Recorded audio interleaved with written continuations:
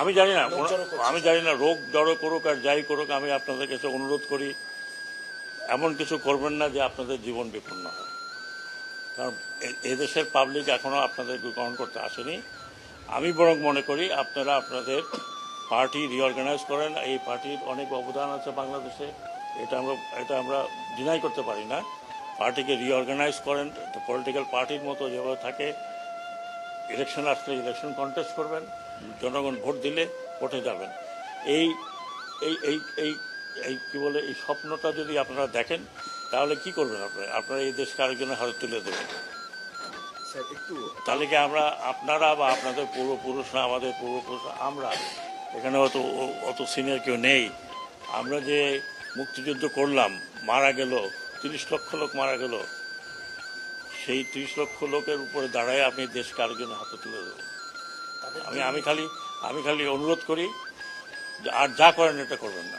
এবং আর কিছু বলতে চাই না, এদেশের লোক এত তাড়াতাড়ি ভুলে নাই। সময় দেন, হয়তো ভুলে যাবে, কিন্তু এত তাড়াতাড়ি ভুলে নাই। কারণ যাকে ধরছে নেতা, সেই নেতারা এখন পালিয়ে বেড়াচ্ছে। যাকে ধরছে সেই নেতাকে আমরা বাঁচাতে পারছি না। অনেক নেতাকে অনেকে বাঁচিয়েছে, আমরা জানি কে কোথায় আছে। কিন্তু ওটা না করে আপনারা বরং পার্টিকে, এটা অনেক বড় পার্টি এবং I have lot of respect for Awami League.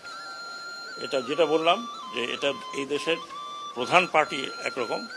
এক সময় আমাদের মতো বাঙালিদের ভরসার জায়গা ছিল এই পার্টি। বাংলাদেশের 52 আন্দোলন, 69 গণ আন্দোলন, স্বাধীনতা, এটা পার্সোনাল কোনো কারণে নষ্ট করবেন না। এটা জাতীয় সম্পদ। আপনারা আসুন, যারা রেগুলার করতে চান। এখানে মারামারি কোনো লাভ নেই। আরও কিছু লোকের মৃত্যু আমরা চাই না। অলরেডি 400 থেকে 500, তারও বেশি মারা গেছে উভয় পক্ষে। পুলিশের এই অবস্থা হয়েছে, আনসারের এই অবস্থা হয়েছে। আর আমরা যদি উস্কানি দিতাম তাহলে আপনারা টিকতে পারতেন না আর্মি ফায়ারে। আমরা আর্মিকে মানা করেছি যে ডোন্ট ওপেন ফায়ার। কারণ কাকে মারবেন আপনি? আমরা এই পুলিশকে দিয়ে কাকে মারিয়েছেন? পুলিশকে দিয়ে মারিয়েছেন আপনার সন্তানকে। আপনার সন্তান না হয় একজন পুলিশের যে সদস্য কি বললেন যে স্যার কটা গুলি লাগে একটা ছেলেকে, তার ছেলের লাশ।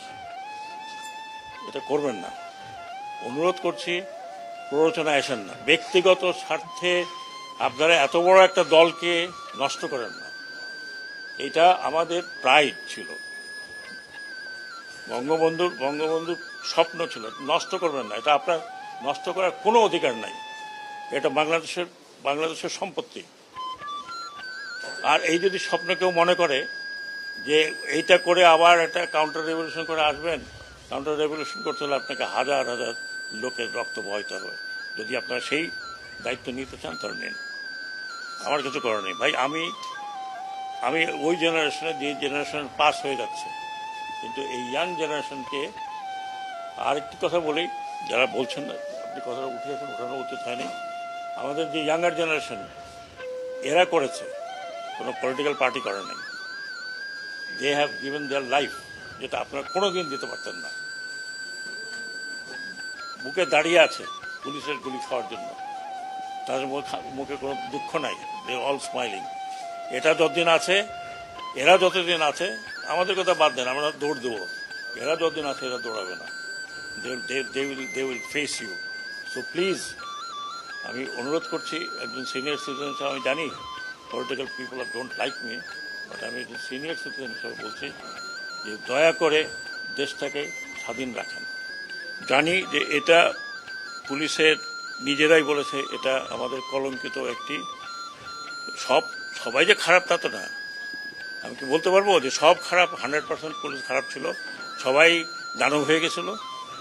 এখন তো তাদের রিয়েলাইজেশন হচ্ছে যে হোয়াট দে হ্যাভ ডান। এবং আমাকে যেটা তারা নিজেরাই বলছে যে আমরা এই পোশাক পরে একদিনও বেরোতে চাই না। তারপরে আইজি সাহেব আমরা বললাম যে ভাই এটা একটু বললেই তো হবে, একটু সময় লাগবে। ওরা বলে আমি ওই কালকে দেখলাম যে এই ট্রাফিক পুলিশ, শুধু পুলিশের একটা জ্যাকেট পরে দাঁড়িয়ে আছে রাস্তায়।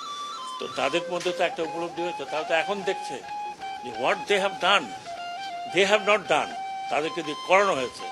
কি করানো হয়েছে আমি জানি, আপনারা হয়তো আমাকে পছন্দ করবেন না, কিন্তু দেশে বিদেশে আপনারা দেখছেন কি, দয়া করে দেশটাকে ভাগ করেন, দেশটাকে নষ্ট করেন না।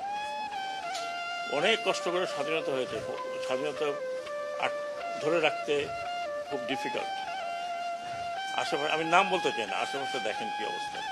না, সেটা আমরা পরে। হ্যাঁ, আরে ভাই, একজনকে বললো আপনি দোষী, আমি কি ঝাপায় আপনার গলা ধরতে পারবো? ইনকোয়ারি লাগবে না?